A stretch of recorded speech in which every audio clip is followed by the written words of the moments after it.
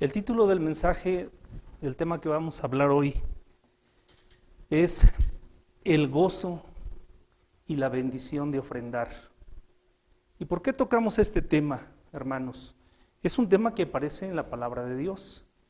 Y nosotros tenemos el deber de dar la enseñanza de toda la palabra de Dios. Y Pablo se está ocupando aquí prácticamente de 2 capítulos en esta segunda carta a los Corintios, donde toca el tema de la ofrenda. Desgraciadamente muchas iglesias, dizque iglesias cristianas, han tomado estos temas para beneficio de los líderes, los pastores o sus pastores, han tomado estos temas para el propio beneficio de ellos, con intereses demoníacos.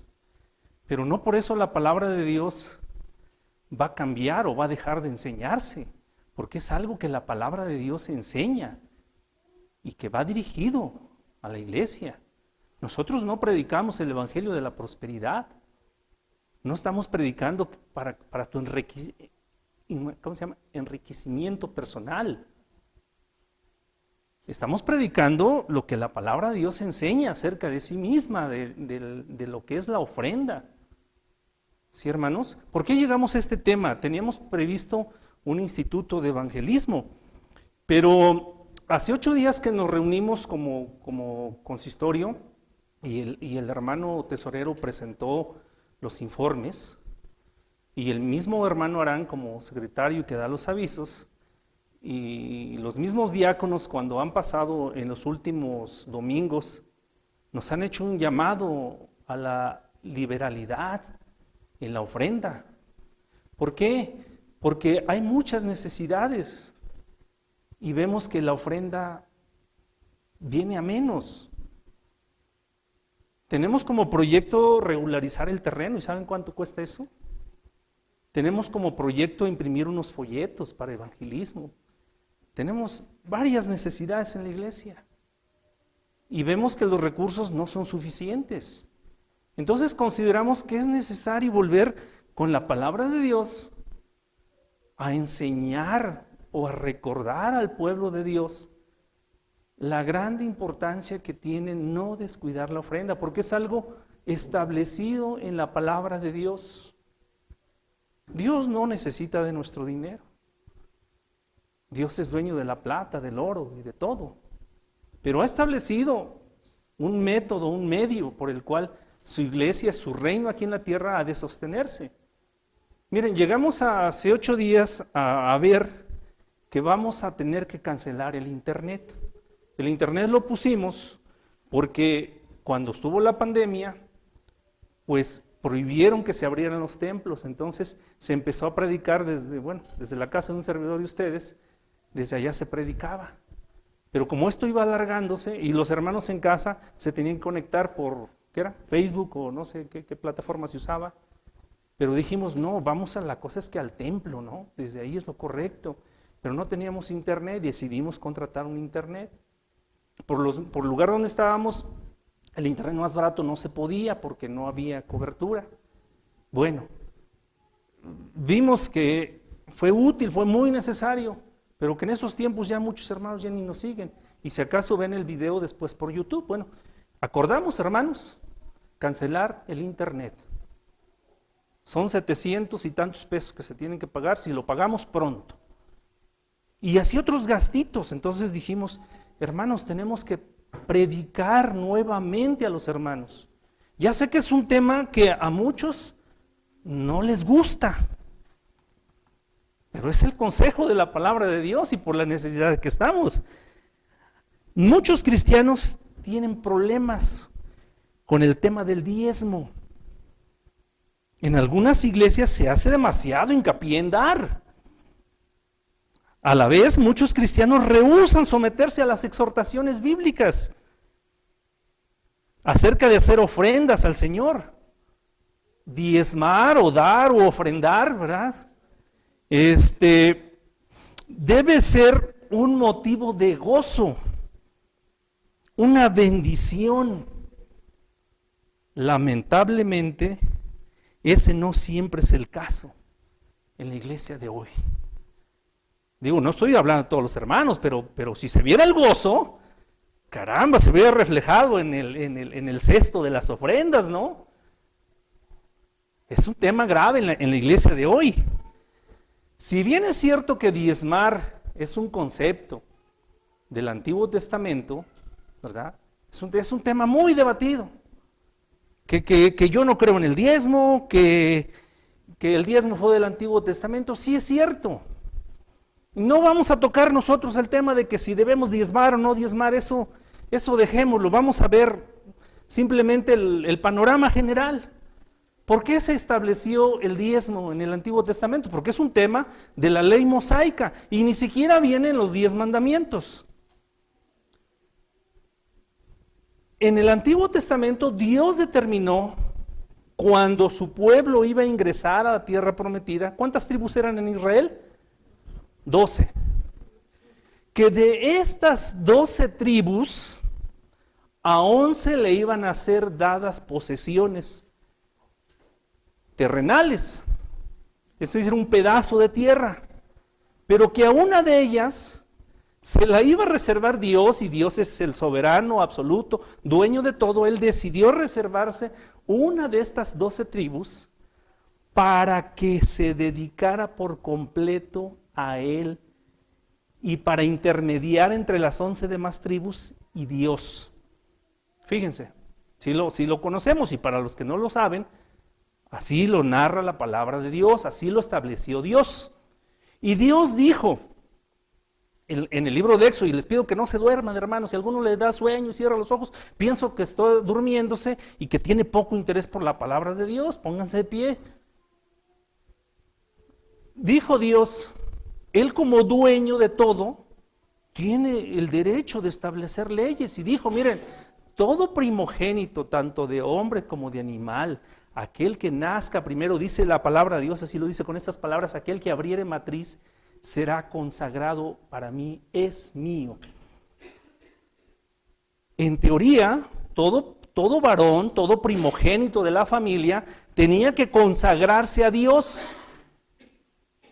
Pero dijo Dios, voy a escoger a la tribu de Leví para que todos ellos sean los que rediman a los demás. Es decir, en lugar de que tú, vamos a suponer, Santiago, Mateo, Isaac, Carlitos, ¿eso saben a quién le corresponderían si ustedes hubieran nacido en el Antiguo Testamento? ¿A dónde los tenían que llevar? No para sus hijos que les sirvieran a ustedes o para que vivieran con ustedes, tenían que ser, ¿qué? Dados al servicio de Dios. Pero Dios dijo, voy a tomarme esta tribu para que ellos rediman o rescaten, o en lugar de ellos sean los que se dediquen a mí. Y si tú tienes un varón, vas a redimirlo, vas a dar una cantidad económica. Si tú tienes un becerro que nace de tu vaca, tu primera cría, lo tienes que llevar a dar a los levitas. Es mío, dice el Señor, y se ha de sacrificar o ha de servir para un uso exclusivo del templo. Lo mismo si es un cordero, pero había animales inmundos como los burros, que no sé si iba a sacrificar un burro o un caballo, pero aún así, tú, por ese burro que te ibas a conservar, o ese caballo que ibas a conservar, tenías que dar el equivalente al costo, si tú te querías quedar con él. Y Dios estableció que estos levitas se iban a dedicar por completo al servicio a Dios, a la oración, al cuidado cuando se estableció el tabernáculo, porque esto lo dio antes de que se hiciera el tabernáculo, pero Dios ya tenía el plan. Dice, ellos se van a encargar de cuidar el tabernáculo, de cuidar que no falte la oración, que no falte el incienso, que no falte el sacrificio. Tú vas a poder irte a tu trabajo, a trabajar al campo, a cuidar tus becerros, tus vacas. Y no vas a estar con esa tarea. Te estoy redimiendo de ello en los levitas, y te estoy rescatando o te estoy intercambiando por este pueblo, por esta tribu levita. Pero te vas a encargar del sostenimiento de ellos. ¿Cómo? De lo que tú coseches, la 10ª parte, lo vas a traer a ellos. Era una ley de carácter obligatorio. El pueblo de Dios fue un pueblo teocrático. Es decir, su gobierno era directamente de Dios. Nosotros, ahora que tenemos otro tipo de gobierno, tenemos que pagar los impuestos. Son obligatorios, obligatorios. En ese entonces no había un rey al cual se le diera el tributo. Se llevaba a los levitas. Era un sistema de recaudación económica. Entonces los levitas no tenían que preocuparse por ir a sembrar la tierra, ni por cuidar el ganado, ni por otra cosa más que ¿qué? Dedicarse en tiempo completo a la oración, a la intercesión por el propio pueblo, a presentar los sacrificios a Dios, y eran sostenidos por el resto de la nación. ¿Sí? Dios les estableció cuando menos 3 diezmos. Uno para ese sostenimiento, otro para el templo, y cada 3 años tenían que traer otra 10ª parte de todo lo que su tierra produjera. Si sumamos estas cantidades, en realidad los levitas, los israelitas tenían que ofrendar un 23.3% de sus ingresos. Pero además de eso, Dios estableció que se le trajeran las primicias. Vamos a suponer el hermano Martín que siembra, ya viene la cosecha de su mazorca, y las primeras mazorcas que tenía que cosechar el hermano Martín, las tenía que traer en ese entonces, si viviera en el tiempo fuera el israelita allá, las tenía que traer a la casa de Dios. De los frutos que dieran sus árboles, de todo lo primero se le tenía que llevar a Dios. ¿Qué otro tipo de provisión dio Dios para el sostenimiento? Dio las ofrendas voluntarias. Si alguien tenía gozo, gratitud por algo que Dios le había provisto, un negocio, una cosecha, él voluntariamente decía, traigo esta ofrenda para presentársela a Dios. Y dice que Dios se agradaba de ello. Vean las necesidades que había podremos llamarle en la religión de los judíos. ¿Qué había? ¿Necesidad de quién? De sostener sacerdotes que se dedicaban a la enseñanza, a la predicación, a la oración. Cuando menos vemos ahí, era necesaria. Estaba esta necesidad. ¿Qué otra necesidad había? Los insumos propios del templo. ¿Cómo qué? Remendar las pieles, las lámparas que no tenían que apagarse ni de día ni de noche, consumían aceite de oliva. Y no tenía que ser cualquier aceite. Se tenían que presentar siempre en el altar cuando estudiamos Cristo en el Antiguo Testamento, ¿no? Qué lecciones tan bonitas. ¿Cuántos panes tenía que haber sobre el altar? ¿Cuántos eran? Representaban las 12 tribus y siempre, y que se tenían que estar cambiando continuamente. Tenía que haber leña para los holocaustos, tenía que haber tantos insumos.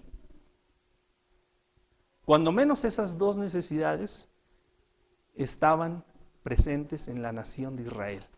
¿Cómo Dios puso?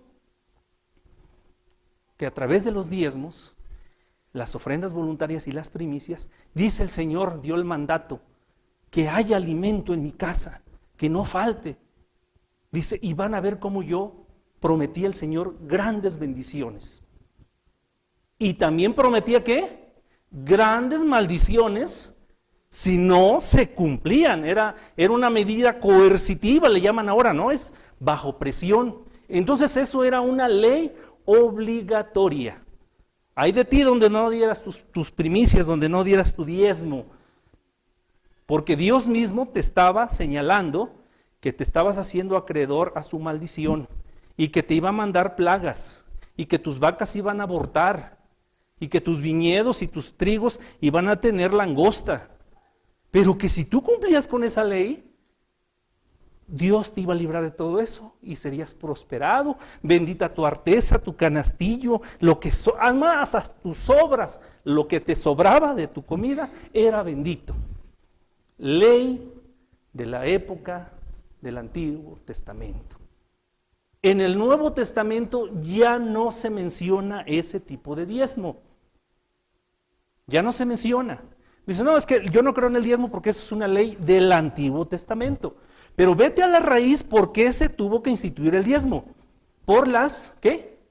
Necesidades. Vamos a la iglesia de ahora. Cristo vino, cumplió la ley, ya no estás obligado a dar el diezmo. Ni te vas a ir al infierno porque no des el diezmo. Sí, porque sabemos que la redención es por gracia, sin obras. Pero vamos a donde Cristo viene y ya no es la nación de Israel. Cristo viene, cumple la ley, llama a cristianos, bueno, llama a los que él había determinado, llama al arrepentimiento. ¿Y qué se empieza a hablar en el Nuevo Testamento? De creyentes que conforman ¿qué cosa? Una iglesia que es el cuerpo de Cristo.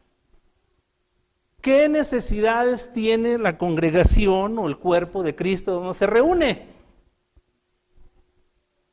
¿Diferentes necesidades a las antiguas o las mismas necesidades?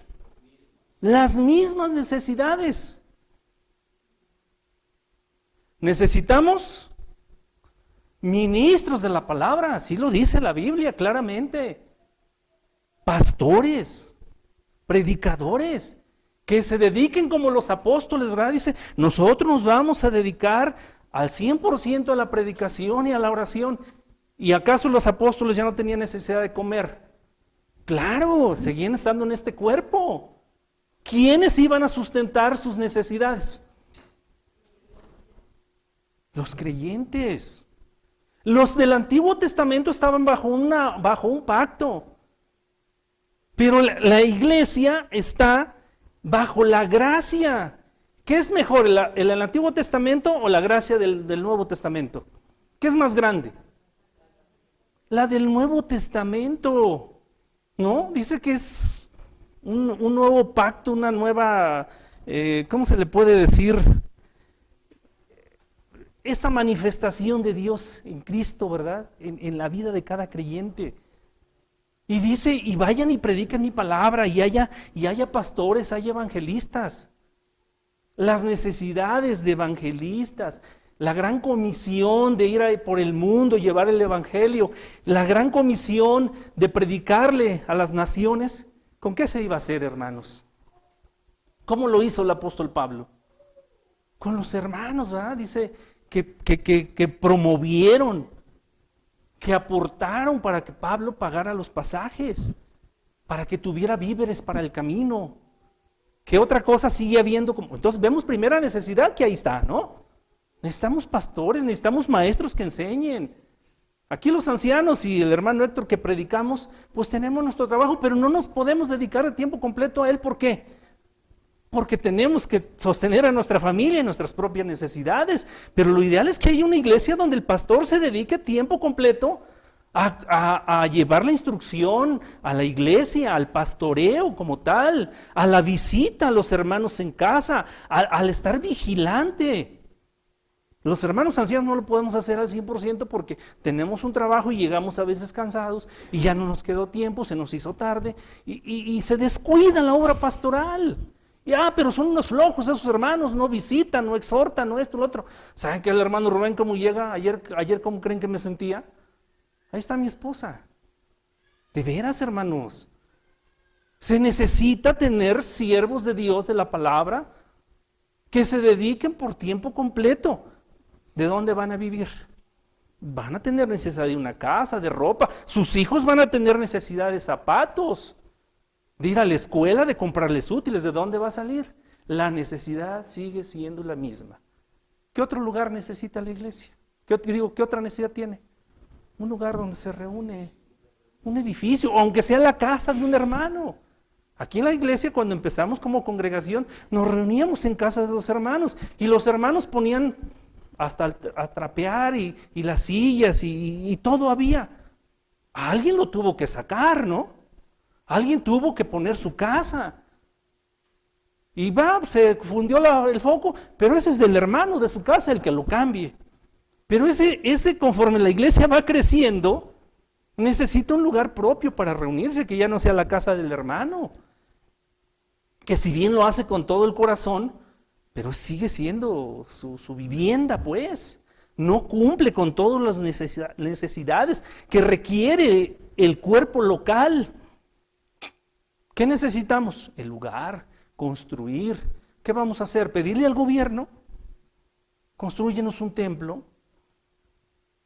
Vamos a hacer rifas, vamos a salir allá afuera para que nos apoyen, para que nosotros tengamos el lugar. Se tiene que pagar el internet, se tiene que pagar la energía eléctrica, que ya se descompuso el baño, que ya requiere pintura, que ya se está descarapelando, que el pasto ya creció. ¿Son las necesidades mismas del tabernáculo o no? Siguen siendo. ¿Qué otra cosa manda Dios en su palabra, en la iglesia? El sostenimiento de pobres y de viudas. Fíjense, eso no se menciona tanto en el Antiguo Testamento. Decía que tú personalmente, si ves un necesitado, le dieras. Dios te lo ha pedido, se lo ha pedido siempre al hombre. Si tú tienes la posibilidad, ayuda a un prójimo, ayuda a tu semejante que viene a ti, préstale, regálale, cúbrele. Pero en el Nuevo Testamento lo enfatiza más todavía, ¿no? No precisamente se tuvieron que nombrar diáconos para que le dieran el sustento, la comida a las viudas, ¿o no? Porque llegaba gente que verdaderamente estaba pobre y había hermanos que eran más pudientes y que se tenía que recaudar en la iglesia estos fondos para que aún hubiera para darle a esas viudas. Y hermanos pobres. Yo no he visto ahora, por la gracia de Dios, en nuestra iglesia, ese tipo de hermanos que no siquiera tengan para comer. Le estaba diciendo a Elizabeth, mi hija, una vez, no sé por qué estábamos tratando el tema de las películas y salió la de Macario. ¿Han visto la película de Macario? Dice, me cayeron mal sus hijos porque no le dejaban que comiera él. Dice, ¿sabes qué, hija? Yo en mis tiempos me tocó ver niños así, que no tenían comida. ¿Qué hacía el padre o la madre? Hijo, cómetelo tú. Yo me quedo sin comer. Yo los conocí, hermanos. En mi casa no pasó. Luego a veces con mi esposa, que vamos con mi mamá ya no puede comer mucho, le sirven carne y no la puede masticar. Y luego me la pone. Cómetela, ¿verdad? Y dice mi esposa, dice, así como ella se comía tus sobras de comida, cuando tú ya no la querías, ahora te tienes que comer la que tu mamá deja. Digo, ¿sabes cuándo dejé comida en el plato yo de chamaco? Vean los niños de Macario, así estábamos nosotros. Ahora los niños se dan el lujo de que ya no quiero, a mí no me gusta esto. Vean esa película, digo, tiene un mensaje diferente, pero a la final se ven las condiciones. Ya no se ve eso en la iglesia. Ya no se ve. Vemos niños que traen las bolsotas de churritos, de papitas, de golosinas, hasta enfermos de gordura están. Pero eso había en la iglesia primera, y más con la persecución que se vino, donde a los cristianos les quitaron sus tierras, sus bienes y tantas cosas. En la iglesia debía de haber estos recursos para apoyar a los hermanos. Entonces la Biblia le llama suministración ¿de qué? De los santos. Y Pablo está tocando ese tema. Y aquí se tenía el baúl, que ya no veo, ahí está, para los necesitados. Gracias a Dios que no hay necesitados, ¿verdad? Sí, pero algún hermano puede caer en una desgracia, una enfermedad, y se ha tomado y se le ha dado. ¿Es bíblico o no es bíblico? Pero entonces ya como el diezmo es cosa del Antiguo Testamento, ok, ya no vamos a dar el diezmo.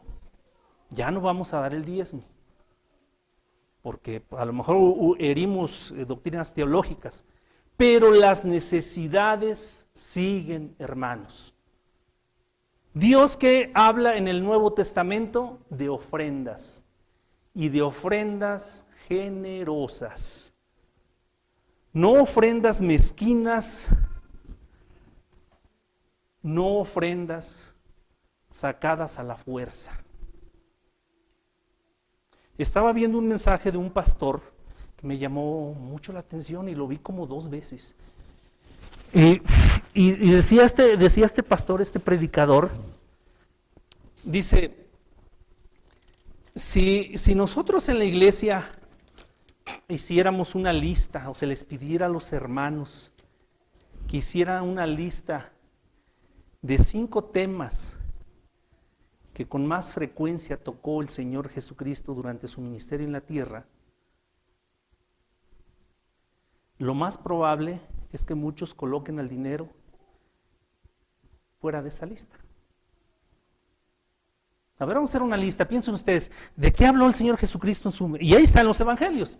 Si no, pues leámoslos a conciencia. Que tocar el tema del dinero y su relación del individuo con el dinero. Dice, te quedarías sorprendido que no está dentro de los primeros 5 puntos solamente, sino que ocupa de los primeros lugares. Y sí es cierto, me puse a buscar y habla de los talentos, habla de la ofrenda de la viuda, habla de los impuestos, habla del joven rico, habla del tesoro, donde está el tesoro, tu corazón. Y bueno, si el Señor Dios, nuestro Dios, no necesita nuestro dinero. Y este pastor citaba estos 5 puntos, estos cinco temas que el Señor Jesús habló con más frecuencia. Dice, es probable el primer tema o el más recurrente que el Señor estuvo tocando. Que si estudiamos con detenimiento los evangelios, encontraremos que Jesús trató mucho más acerca del dinero y sobre cosas relacionadas con el dinero que de cualquier otra cosa. Podremos decir del amor, del perdón, sí los tocó y son fundamentales, pero citaba que el señor John Piper dijo estas palabras, que el dinero es un índice exacto del carácter del hombre. Fíjate, el dinero o los bienes es un índice exacto de tu carácter.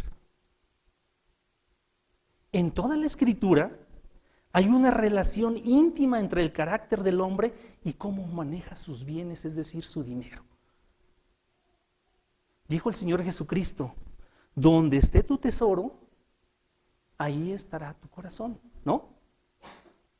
¿Qué es un tesoro? Algo que tú aprecias, que tú valoras, que tú quieres, que dice, ahí va a estar tu afecto, ahí va a estar tu cariño, tu preocupación. Yo no me imagino los grandes inversionistas en la bolsa que se levantan a ver cómo amanecieron sus acciones, ¿no? Es lo primero, ¿no? ¿Y cómo amaneció el dólar hoy? ¿Y cómo ay, híjoles, hoy perdí $5,000 millones? Imagínate cuánta gente no se suicida por eso. Hacia donde se dirige tu dinero es una indicación infalible de a dónde se dirige tu corazón.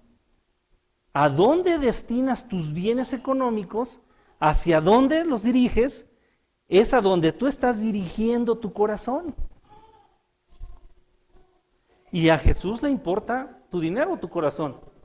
Tu corazón. Por eso dice, mira, date cuenta hacia dónde está tu corazón. A Dios no le interesa tu dinero, pero sí tu corazón. Por eso, el dinero es un índice de dónde va tu corazón. Por eso él habló tanto de las riquezas y de tus afectos. Y citaba a John Piper, que dijo, lo que nuestras manos hacen o están haciendo con nuestro dinero, es decir, con nuestros bienes, muestran lo que nuestros corazones están haciendo con Dios. ¿O no? Lo que nuestras manos, lo que yo manejo con mis recursos, ¿a dónde lo estoy dirigiendo? muestra lo que mi corazón está haciendo con Dios. Si está buscando el reino de los cielos, allá los tesoros que no se corrompen, o los tesoros en esta tierra. Sí me hizo reflexionar. Lo que el dinero es para nosotros, muestra lo que Dios es para nosotros. Y esta enseñanza no solamente es para ricos, para gente que tiene mucho dinero. No, esta enseñanza es para todo cristiano. Lo que hacemos con nuestro dinero, sigo citando el párrafo, es una manifestación de dónde creemos, cómo se encuentra nuestra vida, en dónde está la alegría, en dónde está el gozo, en dónde está la bendición, en dónde está el amor, en dónde está la seguridad, en dónde está la confianza. Lo que hacemos con nuestro dinero. No es lo que tú dices, decía este John Piper, no es lo que tú dices con tu boca lo que manifiesta tu sistema de valores, sino lo que tú haces, ¿o no? Yo puedo decir aquí, Señor, oro por estas ofrendas, que yo sé que yo no dependo de mi trabajo para comer y para vivir, yo dependo de ti. Ah, sí, hermano, pues echa todo lo que ganaste esta semana del trabajo, que al fin que tu confianza está en el Señor. Dice el himno que cantamos, es Jesús, ¿qué? Mi todo en todo, suple Él mi necesidad, no es mi trabajo. Por lo tanto, ¿qué me cuesta desprenderme? ¿O no? Entonces, ¿qué vale más? ¿Lo que digo con mi boca o mi actitud? Vean, hermanos, ¿no? No es lo que decimos con la boca, sino lo que hacemos con nuestros hechos, lo que manifiesta nuestra verdadera fe. ¿En dónde está, no? Yo tengo mi seguridad en Jesús, pero no voy a dar la suficiente ofrenda porque siento que me va a faltar en la semana. Entonces, ¿qué cosa eres, hermano? Estás diciéndole mentiras al Señor.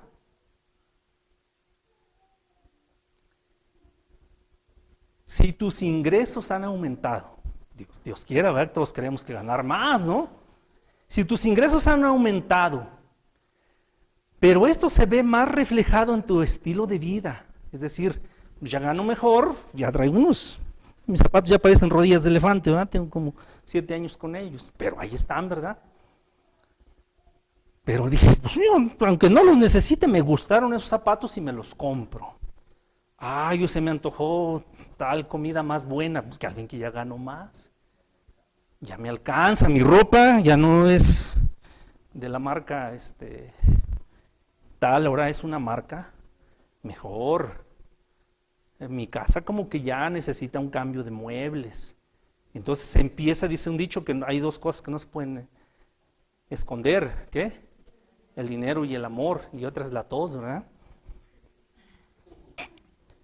Entonces, si tus ingresos han aumentado y se reflejan, escucha bien, más en tu estilo de vida, en lo que comes, en lo que vistes, en tus diversiones, más que en tus ofrendas, hay un problema en tu corazón.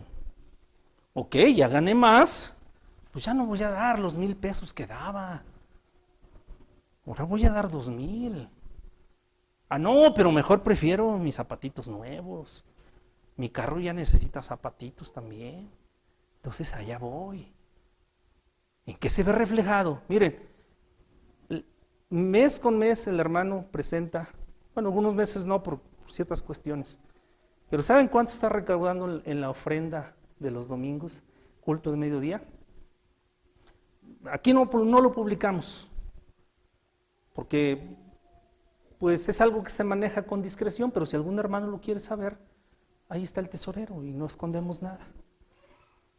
1,900, 2,000 pesos, 2,000, no llega a 3,000, ¿verdad, hermano Suriel? Y de repente vemos que hermanos les pueden bien un negocio. ¿Y por qué no sube? Y los hermanos ya no se dan abasto con tanto trabajo. Pero vemos que traen, sobre todo las hermanas, yo no soy fijado, unos zapatos diferentes cada culto. A veces me dice mi esposa, es que ya necesito, viene la festividad tal y necesito un vestido nuevo. Y no creo que sea mi esposa la única que piensa de esa manera. Oye, pero si la boda de la vez, es que ese ya lo usé en esa boda. Y ahora necesito, ya tengo el vestido, pero ahora necesito unos zapatos que combinen con el vestido y la bolsa. A mí me da lo mismo, yo no sé ni qué saco me puse la semana pasada, ¿verdad? Pero tengo otros, ¿cómo se llama? Otros gustos en el cual me puedo estar desviando mis bienes, ¿no? Entonces, si tus ingresos han aumentado y se ve más reflejado en tu estilo de vida que en lo que ofrendas, hay un problema hacia dónde se está dirigiendo tu corazón. Si te ocupas más en lo que tu casa, tu familia, tu propia construcción necesita, que lo que necesita la iglesia, que es el reino de Dios en la tierra, ¿en dónde está tu corazón? Vean la importancia. Yo les aseguro que si en su casa se les une 1 o 2 focos, ¿pasarán un mes sin cambiárselos? ¿Cuántos meses lleva esa lámpara fundida? ¿Y cuántos estos de aquí? ¿Quién se ha preocupado por decir, caray, esta lámpara? Pero ¿cómo es de la iglesia? ¿Y qué es la iglesia? El cuerpo de Cristo, donde debería de estar tu tesoro que Dios te está llamando. Pero ¿cómo es de la iglesia? Allá que lo hagan otros. ¿O no? Vean lo que el Señor está hablando acerca. Él no quiere tu dinero, pero quiere tu corazón. Y que tu corazón esté puesto en su reino. Y su reino en la tierra tiene necesidades. Y las especifica bien en su palabra. ¿Cómo deben de ser cubiertas? Entonces considera qué estás haciendo con tus bienes. Pues voy a ofrendar. Pues esto. Hoy no tuve. No doy. Si me sobra, bien. Si no, pues no doy. Ahí está tu corazón. Si cuando recibes tus ingresos, primeramente piensas en apartarlo de tus necesidades, tus gustos, tus diversiones, y luego ves cuánto te queda y de ahí tomas para la ofrenda, si es que sobra, hay un problema. ¿A dónde se está desviando tu corazón? ¿A dónde está puesto tu corazón? Gané 2,000 pesos esta semana. A ver, voy a comprar el gas, la luz, esto y eso. Me sobran tanto y eso voy a dar para la ofrenda. Y si no te sobrara, que se quede la ofrenda, pero yo no doy. No dice el Señor, busca primeramente el reino de Dios y su justicia. No dice el Señor en el canto que le cantamos, eres tú mi todo en todo. Tú vas a suplir mi necesidad. Por lo tanto, con esto poquito, si no me alcanza para otras cosas, yo ya aparté lo que le voy a dar a Dios, como ahorita lo vamos a ver. En el Antiguo Testamento solamente el 10% se le daba a Dios y le correspondía a Dios. Cuando un cristiano, cuando un hombre se convierte en cristiano, ¿cuánto de ese hombre le pertenece a Dios? Todo. Y todo es todo. Entonces, yo el 10%, ¿por qué? ¿No es más grande la gracia que el pacto del Antiguo Testamento?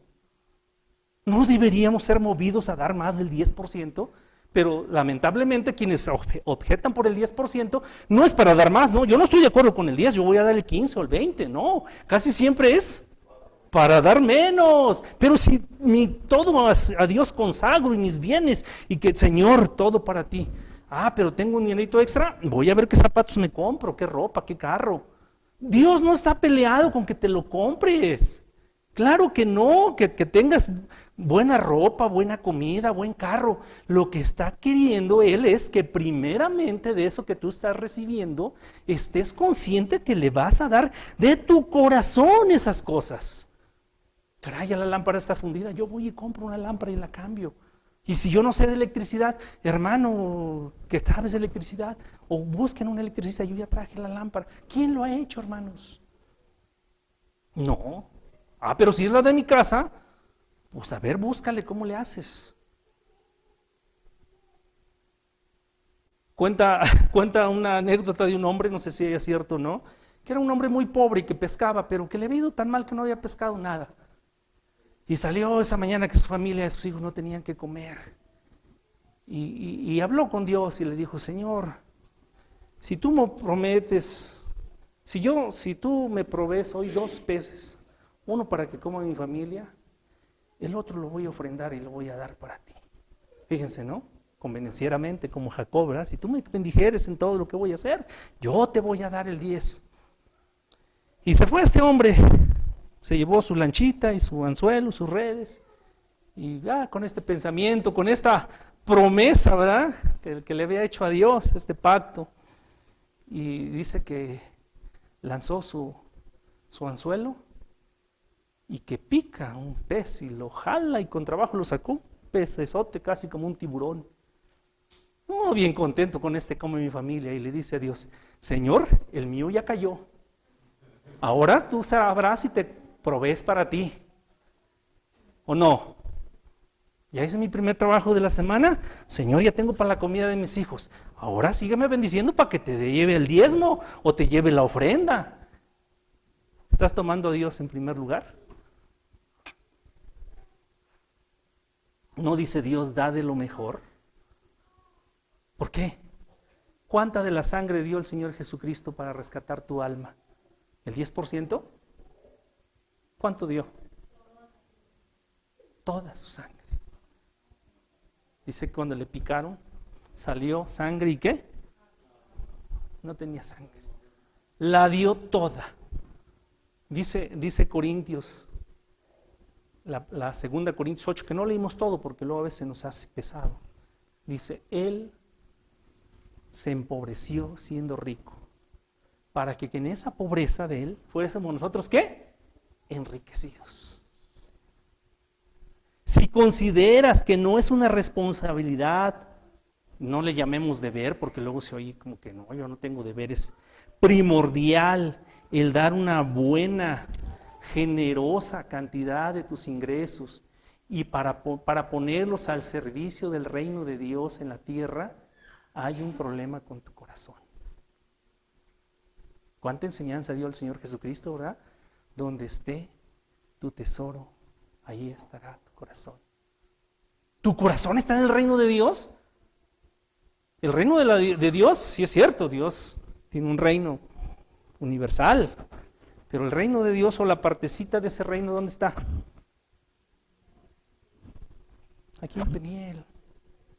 Aquí debería estar. Si de verdad le has creído al Señor, deberías de amar su reino aquí en la tierra y precisamente, justamente en el lugar donde te congregas. Si un hermano es de México, pues que se congregue allá.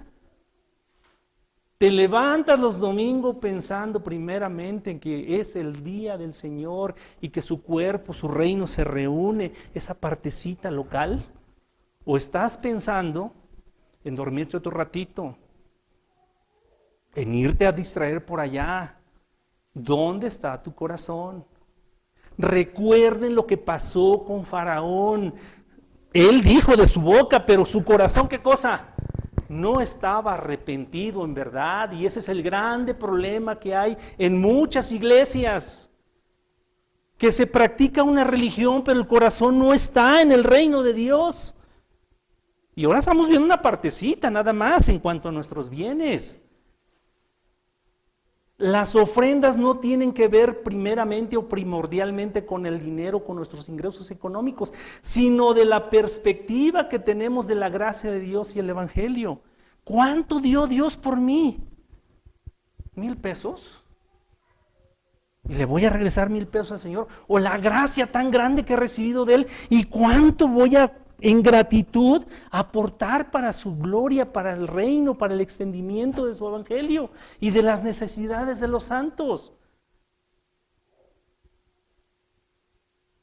Miren, y Pablo, precisamente de estos 3 puntos que hemos visto, necesidad de pastores, evangelistas, necesidad de extendimiento del evangelio, vayan y prediquen el evangelio. Hay iglesias que costean los gastos de predicadores a otros países. Necesidades del templo, ya lo vimos.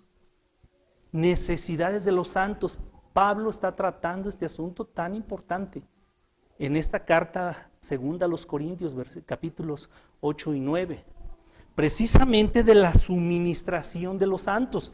y vamos para allá, hermanos. Dice, vamos a la segunda, a los Corintios en el capítulo 8.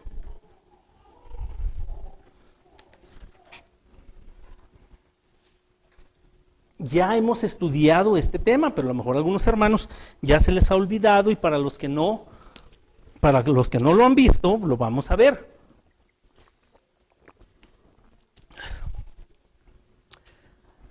¿Dónde surgió la iglesia como tal? En Jerusalén, ¿no? Los primeros creyentes fueron judíos y justamente en Jerusalén. Y de ahí se tuvo que extender, y fue el mandato del Señor Jesucristo, ir por el mundo, predicar el evangelio a los gentiles y hasta lo último de la tierra.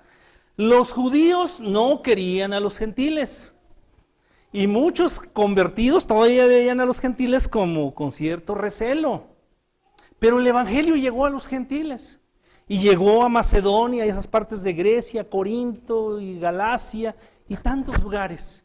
Y cuando llegó la predicación del evangelio a estos gentiles, pues que también eran recelosos con los judíos porque los veían como perros, ¿no? Que alguien te trate de perro, ¿tú qué sentirías por él, por más cristiano que fueras?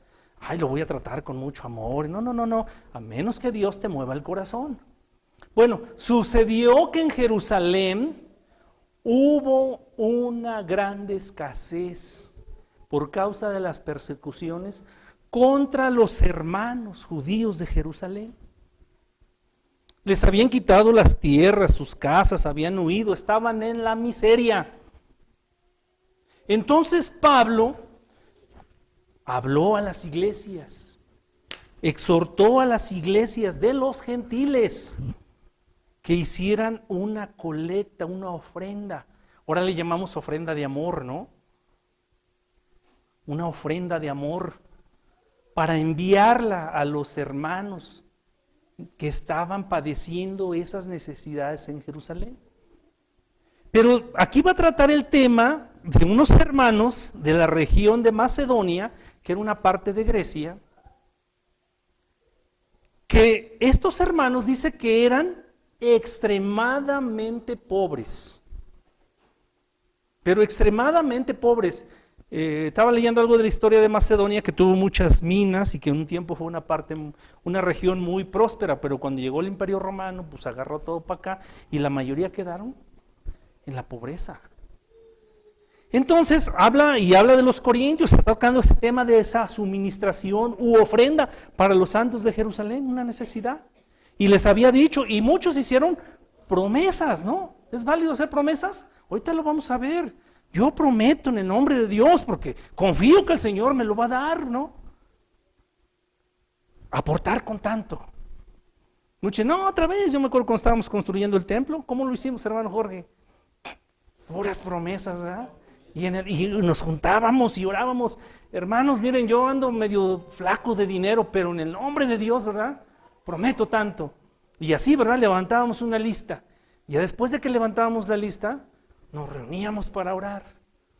Señor, quita enfermedades, quita plagas, que no tengamos accidentes, danos trabajo, danos gracia, y cuídanos, que no gastemos en cosas que nos distraigan el dinero para otra cosa, porque queremos cumplirlo, Señor, ¿no? Miren, gracias a Dios, hermanos. Gracias a Dios el Señor nos permitió tener un terreno allá en Mexicalcingo, ¿verdad? Después, no, era un dineral para nosotros, ¿ah? Y éramos poquitos. Y después surgió esta oportunidad, vendimos y hicimos promesas. Y miren, la zona en la que estamos ha crecido mucho en plusvalía.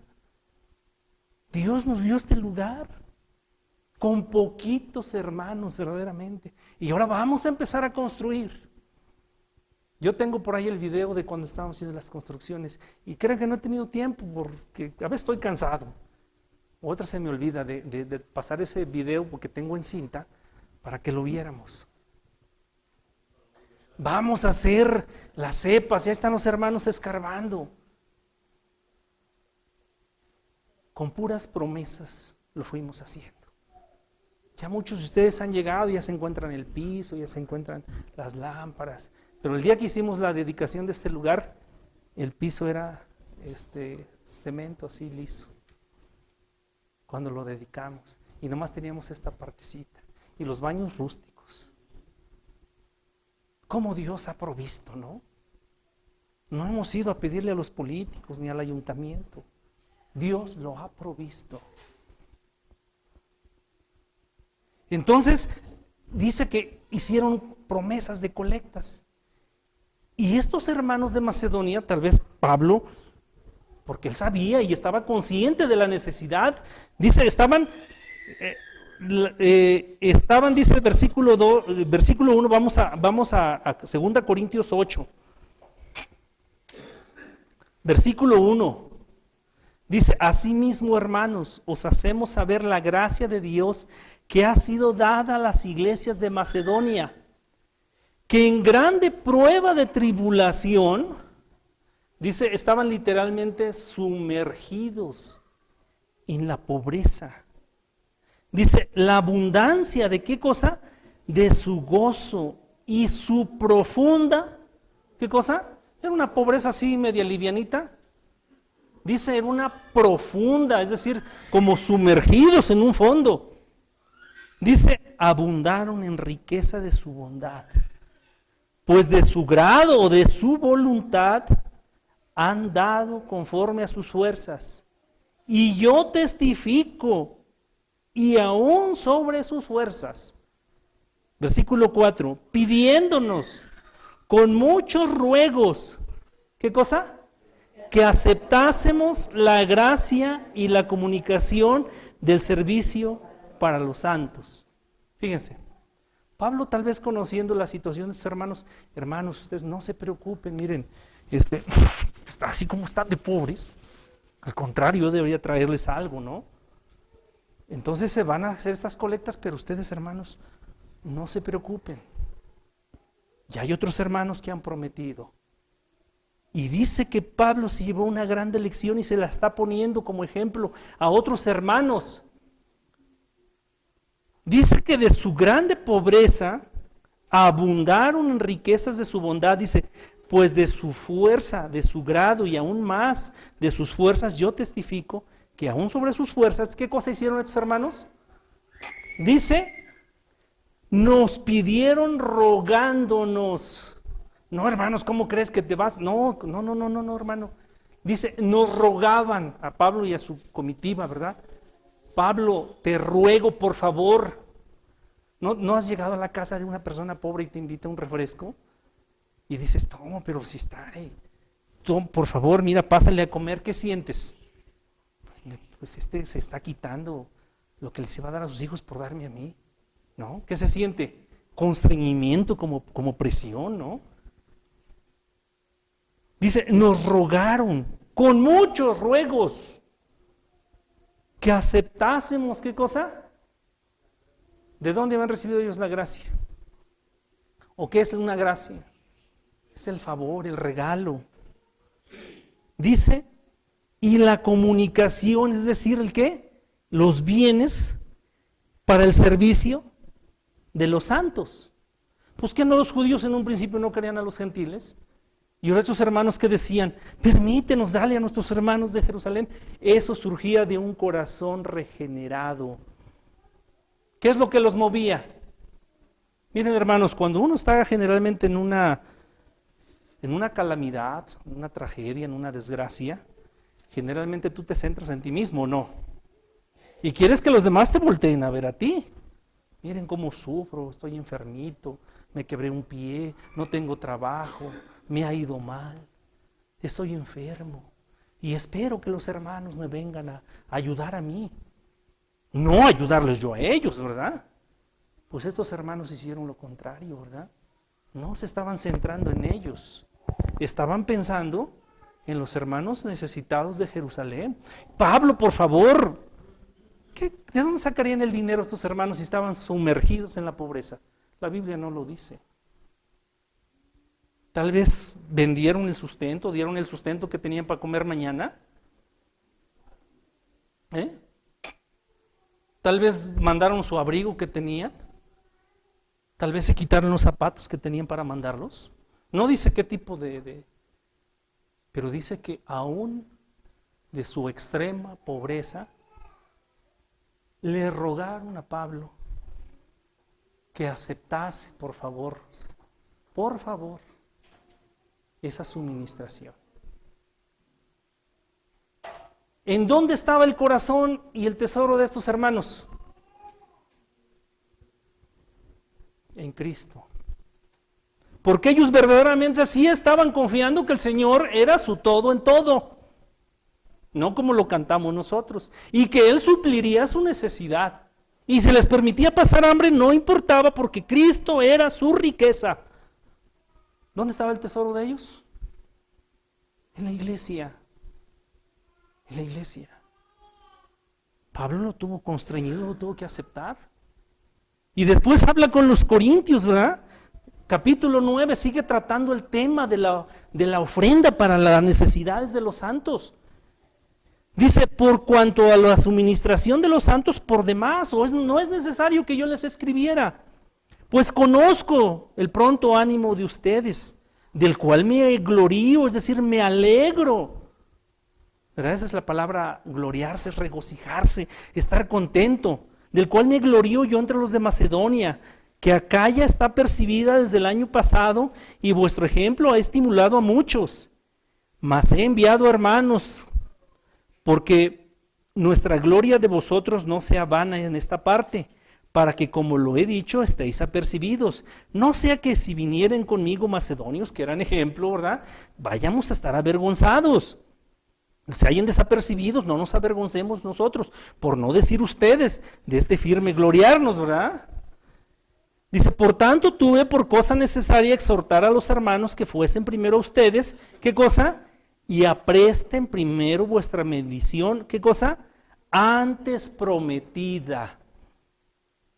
Tú le has prometido a Dios, Señor, yo te voy a... Ahorita lo vamos a ver en el siguiente versículo. Señor, yo he prometido en mis posibilidades, que yo gano tanto, los que ganan por semana, yo voy a apartar esto para ti. Y en tu nombre es lo primero que voy a hacer. Dice, ya lo prometí, ahora, ¿qué cosa? Prepáralo, para que cuando llegue el momento esté aparejada como de bendición y ¿qué cosa? No como de mezquindad. ¿Qué es un mezquino?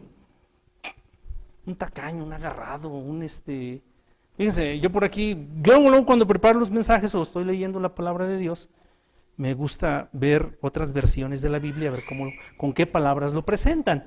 Y miren, déjenme buscar, cómo lo presenta la Biblia de las Américas. Ay, ya la perdí. Si algún hermano lo quiere, aquí lo tengo, no es cierto, ¿por qué? Acá está, ya lo encontré. Miren, dice así el versículo 5, escuchen hermanos. Así que creí necesario exhortar a los hermanos a que se adelantaran en ir a ustedes y prepararan de antemano su generosa ofrenda, de antemano prometida, para que la misma estuviera lista como ofrenda generosa y no como por codicia o mezquindad. Y dice el versículo 6 que todos conocemos, ¿lo repetimos todos? Pero el que siembra escasamente también segará escasamente, y el que siembra en bendiciones segará. Este texto lo usan mucho los del Evangelio de la Prosperidad, pero es algo que está en la palabra de Dios. Dice el versículo 7 que cada uno repite cuando damos la ofrenda.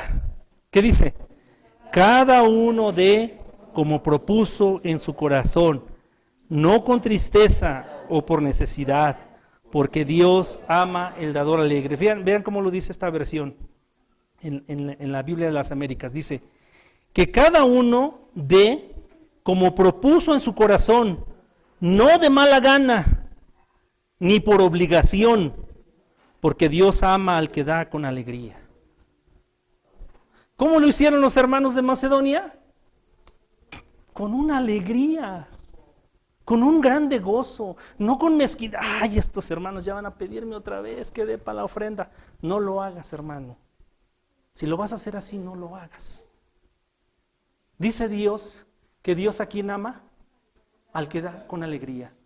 Dios lo que más ama, ¿qué cosa es? A su Hijo. ¿Y lo dio con mezquindad? ¿O lo dio todo? Porque Dios es un Dios generoso. Porque Dios es un Dios de toda bondad, que da. Y Dios le agrada ver el carácter de sus hijos cuando reflejan esa bondad. Dios envió a su Hijo y no crean que Cristo vino en regañadientes. Pues yo no quería, como a veces los hijos van con los padres, ya me mandaron, pero yo no quería ir, pero en fin, ahí van, hablen y hablen. El Señor Jesucristo no fue así, hermanos. Vino con todo gozo a dar su vida en rescate de muchos. Lo que más amaba o ama el Señor, nuestro Dios el Padre, es a su unigénito, y lo dio por nosotros. Y lo dio con alegría, aunque hubo tristeza por el sufrimiento, pero no se echó para atrás, como decimos, ¿no? Y Dios espera que sus hijos, cuando muestran ese carácter de Dios en dar con amor y con alegría, ¿qué cosa dice? Se goza en ellos. Dios se goza en sus hijos cuando hacen las cosas con el carácter de Él, con ese gozo y con esa alegría. A veces repetimos el texto solamente por mecánica, porque Dios ama al dador alegre. ¿Cómo estás dando tu diezmo? ¿Cómo estás dando tu ofrenda? ¿Con mezquindad? Oh, Señor, como la viuda, ¿verdad? Dice que la viuda, que pone de ejemplo el Señor Jesucristo, dice, echó 2 blancas, las monedas más pequeñas que había. Y el Señor llama a sus discípulos y les dice, miren, esta viuda ha dado más que todos. Porque ellos dieron grandes cantidades, pero era de lo que les sobraba. Y esta dio, ¿qué cosa? Todo su sustento. ¿Confió plenamente en Dios? No, es que si me lo doy no tengo para comer. Mejor me lo quedo. Lo voy a dar pues todo mi sustento, pero lo doy con tristeza, al rato no voy a tener que comer. ¿Se agradaría a Dios si lo hubiera hecho de esa manera? ¿Qué hizo el Señor Jesucristo? La elogió.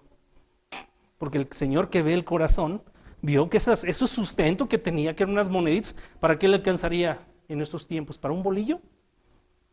¿Con cuánto se compra un bolillo? ¿Con 3 pesos? Pues es lo que me alcanza. El hermano come puro pan delicado, ¿eh? Le preguntan a alguien, ¿cuánto cuesta el kilo de tortillas? Y se queda así. A mí si me lo preguntan, yo sé, porque a veces me toca comprar las tortillas, ¿no? Un gobernante debería de saber. Dice que esta viuda lo dio y no lo dio con tristeza. Cuando tú sacas el dinero que previamente tienes que haber preparado, y es un deber de quién, de los ricos, dice cada uno de como propuso. En la palabra propuso, ¿qué quiere decir? ¿Qué entienden con la palabra propuso? Algo que se hace deliberadamente, que le pones empeño. Me propongo bajar de peso, me he resuelto, ¿no? Y te pones firme, y lo voy a hacer. Y ¡ay, qué bueno están los chicharrones! Me aguanto, ¿eh?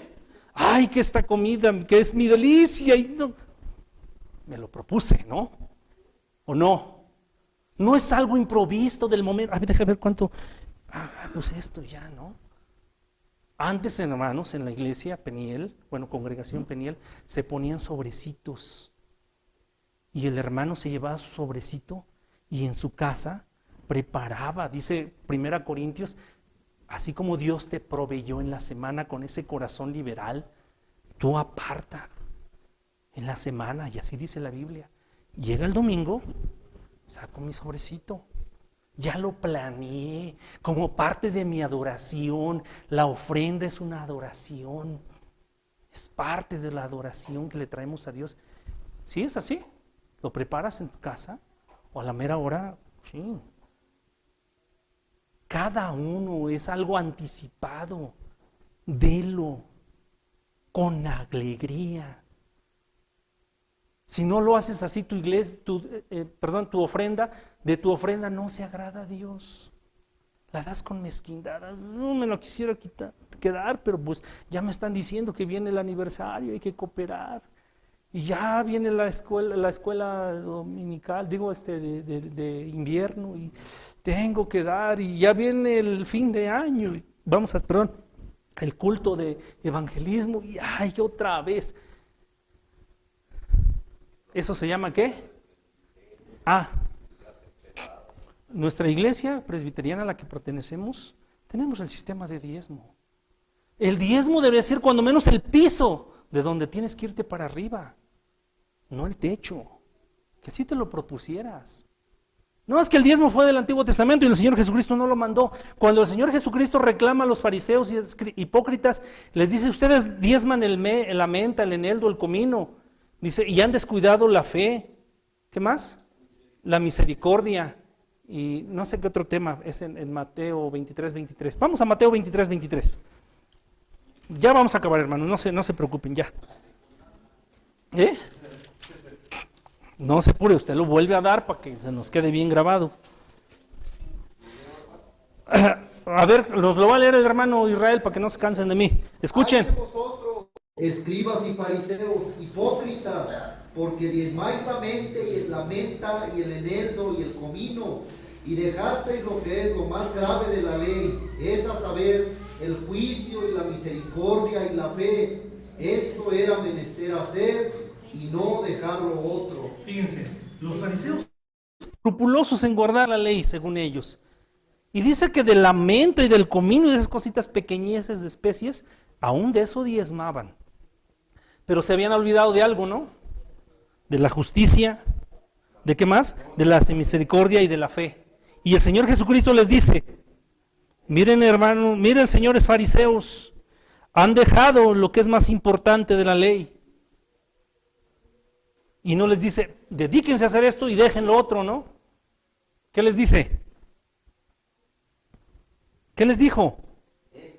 Esto es necesario hacer. ¿Y qué cosa? Y ya dejen el diezmo, ya no lo den. Sin dejar de hacer, ¿qué cosa? No les dijo, el Señor Jesucristo no les dijo, ya no diezmen más. Le estaba hablando a judíos. Sí, la iglesia cristiana se debe de enfatizar en el juicio, en la misericordia, en la fe. Y le dice a los fariseos, no dejen de hacer lo otro. No les dijo, ya córtenle con el diezmo. Eso ya, no.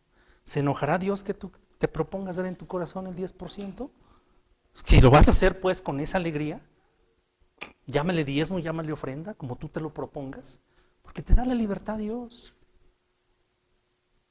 Se alegrará si Señor, yo el 10 no, el 15. Es para tu gloria, es para tu honra, para que se regularice todo, ¿no? Entonces, hermanos, recordemos lo que el Señor Jesucristo dijo. Donde esté tu tesoro, ahí va a estar tu corazón. Si tu tesoro está en la iglesia del Señor Jesucristo, ahí va a estar tu corazón. Y por lo tanto, ¿hacia dónde van a dirigir tus bienes? No es para enriquecer a los pastores ni para enriquecer a los ancianos, ¿no? Dios da la gracia. Ya para terminar. Dios da la gracia. La gracia produce gozo. ¿O no? ¿No estás gozoso de que Cristo te ha salvado? Y el gozo produce generosidad. Dios da la gracia. La gracia produce gozo. Y el gozo produce, ¿qué cosa? ¿Provocó eso en los hermanos macedonios? Que Dios provoque lo mismo con su palabra, porque dice, ya no dio tiempo, pero dice el versículo 1, la gracia de Dios se manifestó en la iglesia de Macedonia y por ello lo hicieron. La gracia la da Dios, el gozo lo da Dios y la generosidad es el resultado. La gloria toda es de Dios. Si tú das algo, como dijo el rey David, lo recibido de tu mano, te damos. Que Dios te bendiga, amado hermano.